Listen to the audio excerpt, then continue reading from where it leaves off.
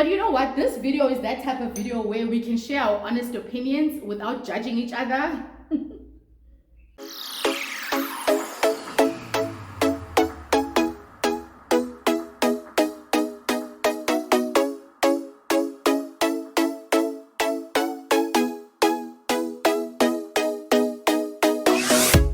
Hey guys, welcome back to another video, and thank you so much for joining me yet again. If it is your first time here, and on this channel we chat about all things related to managing your money and adulting in general. So if that sounds like your type of content, please make sure that you check out our other videos, and if you like what you see, don't hesitate, smash the subscribe button and become a member of the team. So today we are doing our very first TV recap. Yes, we are going to be doing a TV recap series, and I'm super excited about it, guys. First and foremost, thank you so much to all the people who responded to my Instagram story and my YouTube poll as well. I came out to you guys and I told you that there's this series going on called How to Get Rich on Netflix. And I wanted to watch it, and I wanted to do a recap on it, like basically speak about what I think about the episodes, what I think about each character, the advice that's been given, and all of that stuff, just for fun, guys. So I'm not going to be summarizing the series for you so that you don't watch it, but rather I'm going to be sharing my thoughts on everything that's happening on an episode by episode basis. And how this is going to work is that if I find an episode interesting enough, then sharp, I'll do a video on it. But if I don't think it's interesting, I'll group two episodes and I'll do one video basically sharing what has happened. If I feel like one of the episodes was not exciting enough, I haven't finished it, I'm still watching it myself, so I'm not sure how things are going to unravel. But I came out to the team and I said, team, there's this series, right, that I heard about on Namhla's vlog about how to get rich. And before I even watch it, would you guys love a recap?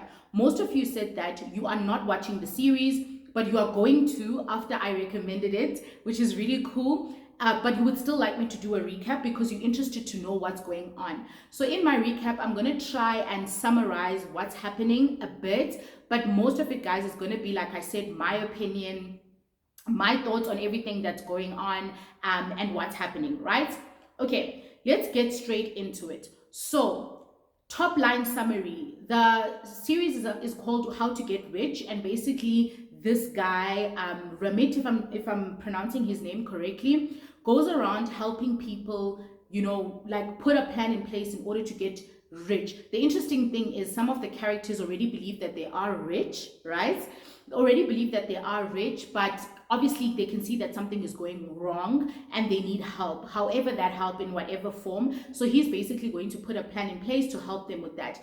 And what we're going to do for the first episode is that I want us to dive into the different characters that we've been introduced to, or the different families. That's literally episode 1. I think it's about half an hour long, and they just introduce us to they introduce us to 3 families and tell us a bit about them, and we just get to know their top line introduction, who they are, what they do, and basically where they believe that their problems are. And I already have an opinion or I already have thoughts on some of these things, and that's what I'm going to be sharing today. Okay, to not forget people's names, guys, I did write it down because, like I said, I've just started the series and I don't want to mess up people's names or get people twisted around. So I do have on the side of me some notes on who's who in the Zoom. The first couple that we are introduced to, or the first family that we are introduced to, is Amani and Matt, right? Amani and Matt are married and they've got 2 kids. They are married. This is a bit of an interesting story for me because they don't have the normal traditional family structure. The husband is a stay-at-home dad, and the wife is basically a corporate girl. She's earning 6 figures. She's doing really well in the IT world, and the guy stays at home and looks after the kids. And I believe that already that introduces a different dynamic altogether that we're going to dive into, right? Then the second set of people that we are introduced to are Monique and Donnell. Monique and Donnell have been married for many, many years. They are close to their 40s now, and their main goal is they want to buy a house. They feel like by now they should have bought a house if they look at all the income they've earned, you know, how long they've been at this marriage thing and all of that stuff. Their biggest goal is buying a house. Can we buy a house? Can we own our own family home? Can our kids have a place to call home and all of that stuff? And I'm sure, especially because my audience is predominantly from South Africa and I know the demographic, you guys can relate to this. You guys can relate to this South African dream of owning your own home as a family, especially now because I think they've got 3 kids and a grandchild. So it's quite a big family. And I think also space is becoming an issue as well. And then lastly, we are introduced to Natalie. Now, Natalie has a very, even the presenter says that her situation is quite different because she's very wealthy. She's a shopaholic. She loves the luxury life, drives a nice car and everything. And she shops like, she loves shopping. She loves luxury items. You can see even by the way she looks that ulapa girl with the money. No? Interestingly enough, she's also on the show. And with her daughter Nicole actually wrote in and asked that her mother get help. So if her mom has all this money and she literally drives expensive cars and has all these things, why does she need help? So those are the 3 groups of people that we introduced to now. And I'm just going to have my 2 cents on each of those people for this episode. The first one is Matt and Amani. Now, guys, let's be honest. Okay, I'm going to try to put this in a very nice way, in a very, but you know what? This video is that type of video where we can share our honest opinions without judging each other. And we can be free, yabo?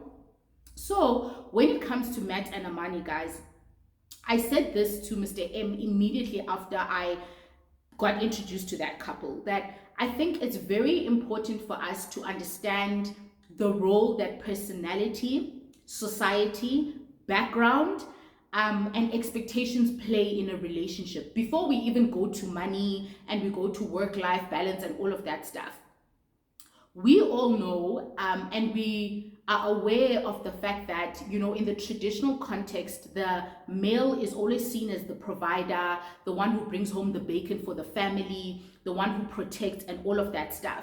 And I strongly believe that even though society has sort of like morphed roles and sort of like, you know, made it okay for people to offer different items and different responsibilities or adopt different responsibilities in a relationship, I still believe that deep inside, as a female, there'll always be a part of you that yearns, you know, a structure or a male form or a special someone that can take care of you, even if you can afford to take care of yourself, that can provide for you, that can spoil you and all of those things. And vice versa, I think I've spoken about it on the channel as well in another video, that I think that men also have an innate, you know, need or want to provide, to protect and all of those things. Now with Matt and Amani, the situations and the roles are reversed and they're quite different. She's the one who goes out and brings home the bacon and he takes care of the kids. And immediately they start being very, very vulnerable in the sense that, you know, let's start with the money. Amani keeps saying that, you know, I make the money. I'm stressed when there's no money. I worry and I don't sleep when we don't have enough to pay, you know, our household responsibilities and stuff like that. I'm only 27 years old. I feel like I'm being put under a lot of pressure for my age. Why am I in this situation? It's too much to handle and all of that stuff. And on the other hand, Matt keeps saying that, you know what, I don't feel valued enough in this relationship. I don't feel like I'm appreciated, and I don't feel like you respect me the same way that you respected me when I was earning a salary and when I was bringing money home. Okay, so he's very vocal about his feelings in this situation. And obviously, like everybody's unhappy and everybody's like under stress because there isn't enough to go around. So here's the thing. She earns quite well, right? But in earning well, she also wants to provide the best for her family. And sometimes it's not possible to do so. And guys, this happens quite often when you move from a dual income type of environment, or you move from an environment where you are only responsible for taking care of your own bills, and then you build a certain appetite around the things that you like, the things that you enjoy, the places that you enjoy going to and stuff like that. And all of a sudden, when one income falls off and you get a family, those rands that you used to buy luxury with now need to be stretched, which can be quite frustrating, to be honest, for the ordinary person. So I don't think it's just an Amani thing. I think for me, what stresses me a bit about Amani, especially in the beginning, is that there's a lot of I going on. I make the money, I work hard, I bend over backwards. You don't work, you don't understand, you don't see where money is being spent. So we see a clear separation between who is bringing the money and who isn't. And I feel like even if they didn't tell us who's making money and who's not, by virtue of even looking at the way that they speak. I mean, Matt has his head down, he's looking down all the time. He almost seems like he's scared to speak up and to voice his opinions.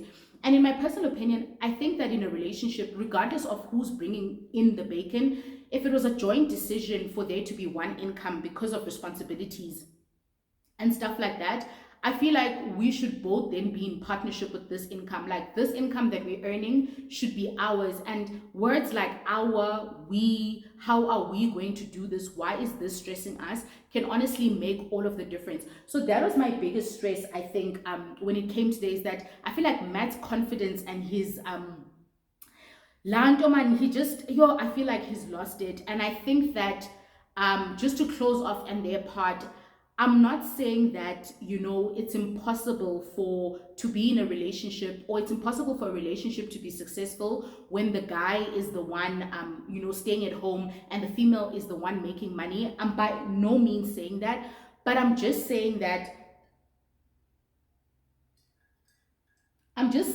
that I don't think that we were given the right tools to deal with situations like that. I don't think that our experience and our backgrounds really equipped us well enough to know how to manage that type of situation in that space when the roles are reversed, because we're so used, like I said in the beginning, you used to being spoiled, to the man providing, he's used to being respected and to being appreciated and put on a pedestal because he's the provider and the protector and all of that stuff. So that, for me, it's a bit tricky there. And then the second one is Monique and Janelle. So Monique and Janelle want what I will call the African dream, which is to own their own home.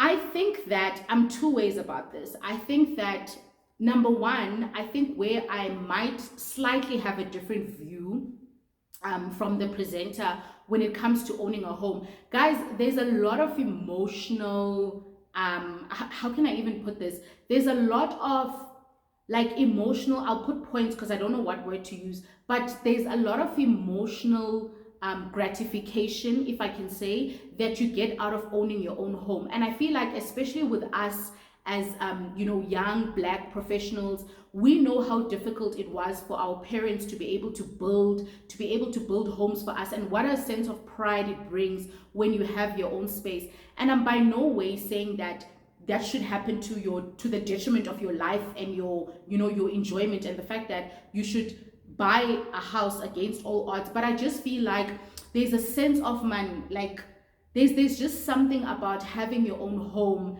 that can't be quantified in rands, that can't be quantified in actual rand value, that I think we should have an appreciation for, And I feel like often when we put the figures on the wall, we clearly see that property might not be the greatest investment right now, especially if you're going to use a bond, which most people do because they don't have enough money. So what I can say about their situation is I really understand where they are coming from. I mean, they're close to 40 now. They've been working all most of their lives, probably, if they started early 20s, and they're at that point where they feel like they should have a little home. It's getting crowded, their family is growing and stuff like that. So what I can say is I definitely understand that goal. My second comment on that couple, which is Monique and Janelle, is the fact that Janelle is the one who wrote into the show, right, seeking help. But it seems, and this is just the beginning, I've only watched episode 1, that Monique is now being more intentional. I think, like, I feel like Janelle wrote into the show because he feels like he needs help, but I don't think he understood the magnitude of like what's going to happen and how much they need to dive deep into their finances in order to truly assist them. And this is a very, very common mistake when it comes to finances. People will always say, help me with my money, save me. And then you're like, okay, Spanman, please show me your payslip. How much do you earn? And they're like, Aibo, payslip, why are we going to payslip now? Why are you getting personal? Or like a family member will be like, oh, okay, I've got this goal and I don't seem to be achieving it with my investment and stuff like that, and I don't think it's the right investment. And you're like, okay, send me your latest statement and the fun fact sheets. And they're like, you want to see how much money I have? Guys, that's how you get to really help a person, is when you have facts and figures in front of you and you have all your questions answered. Otherwise, you're just going to offer like a general help. So the vibe I'm getting so far from Janelle is that he wants to do this. He feels like he needs it. But I think, Monique is probably, as we go, through the other episodes, going to be more committed. That's what I see. Another thing, lastly, about this couple that I've observed already is that there is just too much going on in their finances, which makes it almost impossible to find the culprit and figure out exactly where they're going wrong, because they've got like 8 or 9 credit cards, they've got like 5 check accounts and like 6 different savings accounts.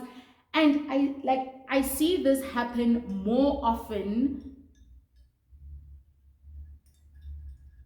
I see this kind of scenario of like 5,000 different bank accounts becoming a thing, like more and more. And I don't understand why, because number one, you're paying banking fees for all these accounts. Number two, you're paying interest on all these different credit cards. You're paying someone to have the card that you have active. And there's this belief, which the couple also talks about the fact that, if you have different bank accounts, it helps you manage your money better, because you use this one for petrol, you use this one for takeaways, you use this one for going out, you use this one.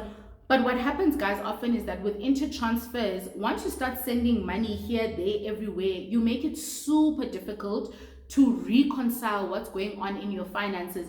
So honestly, personally, I don't think it's a great idea to have like 9 different accounts, especially when it comes to credit providers, because obviously there's interest and there are other high fees to consider there. But even from a transactional perspective, like transferring 5,000 Rand there, then splitting that into 5 1,000s, then taking the 1,000 to another bank, then splitting that into, you're just making it so difficult to get to the root of the problem. If you ever need to investigate, you make it so difficult to really understand your spending and where your money is going. If it's doing this in different accounts, it's expensive to maintain, it's time consuming to figure out, and honestly, for me, it's one of the reasons why I feel like this couple doesn't have a grip on their finances. Oh yes, the last thing about Monique and Janelle. Guys, this episode was so short, but I have so much to say. The last thing about Monique and Janelle is the fact that I also get a sense of what's mine is mine and what's yours is yours in the way that they manage, their money. I don't think they've started to think about money jointly and as a couple. But I don't know, I didn't see that as clearly with them as I did with the first couple. So we're still going to see if that is the reality. But it feels like, this is like, I don't know why they haven't thought about money as a joint couple. But it seems like they've got this one goal, which is great, but everything else seems to be divided. And I'm also getting that from the fact that they've got multiple credit accounts and multiple check accounts. That's also giving, why do we have in between the both of us 9 accounts? Like, that doesn't make sense. Surely there's a lot of duplication going on there, and we could save by combining some of these things as well. But yeah, keen to see what happens there. Then the last one is Natalie. So Natalie is, very, very rich. She's a wealthy, mature woman who gets like $25,000 in, child maintenance or child support. She dresses in Wenabo Gucci and all of that stuff. Like, she walks in a nice car and all of that stuff. And she's very vocal about the fact that she's a lover of luxury and nice things, and she's not afraid to say it. Now, what I like about the presenter is that he's not against spending money And I definitely relate with that. I'm also not against people buying expensive things. I'm against people buying things they can't afford. I'm against people buying things they don't really like, but because they feel like they need to have them because of societal expectations. That is what I'm against. So anyway, she is a luxury queen. She loves the good life. She loves the soft life.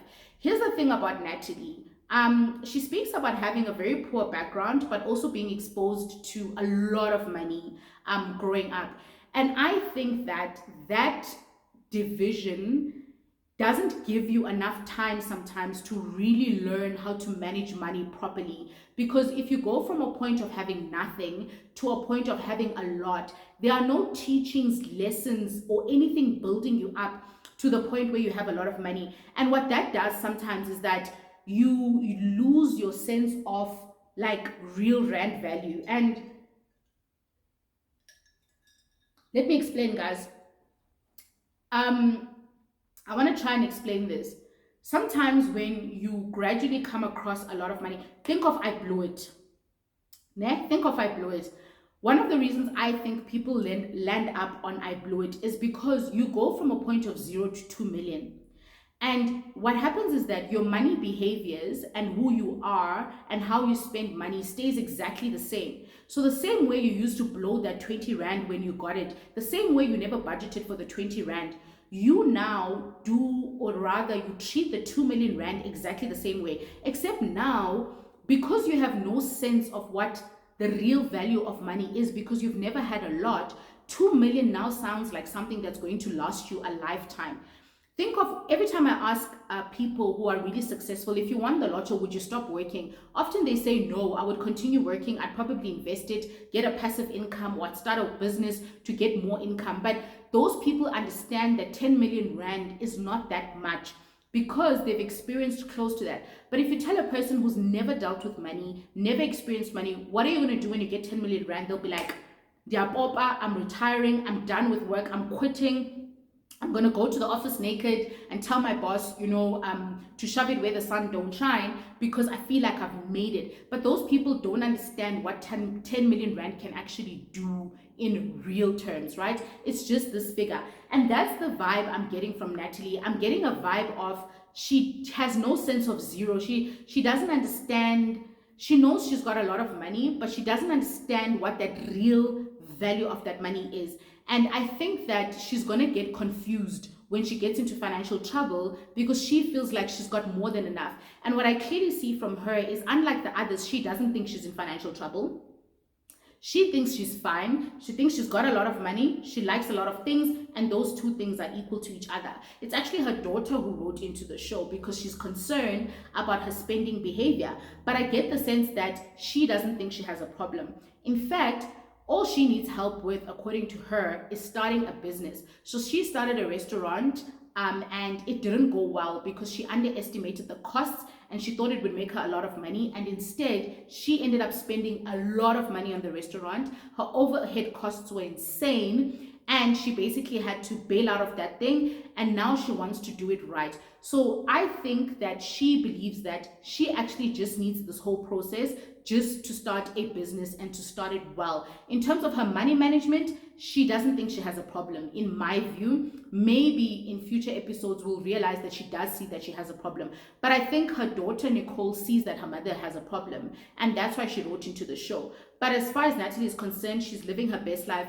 And guys, this is so common. If you watch my video about, I think it's titled, Why I'm So Obsessed About Financial Literacy, I speak about how my friends who were really rich in high school ended up not affording to go to varsity. They didn't have the money for fees. And my mom, who earned a basic wage salary, like it was literally a basic wage, ended up affording to take me to varsity. And Nicole speaks about how her mom sometimes struggles to pay her college fees, even though she spends a lot of money on luxury things. You see what I mean? Like, she's lost that sense of money can run out, and this is how much I literally need. And that's why she's spending more than what she actually earns. But I still believe that she doesn't think there's a problem there.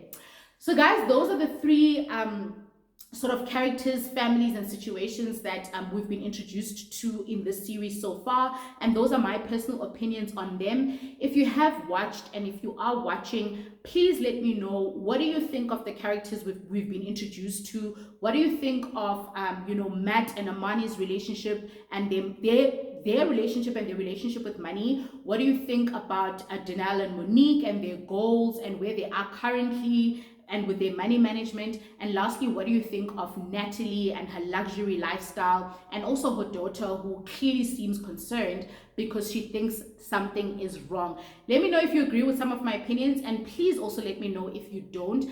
I would love to hear what you think about the series if you've watched it, and if you haven't, you still have an opportunity to do so, because we'll probably do another recap next week, if not sooner than that.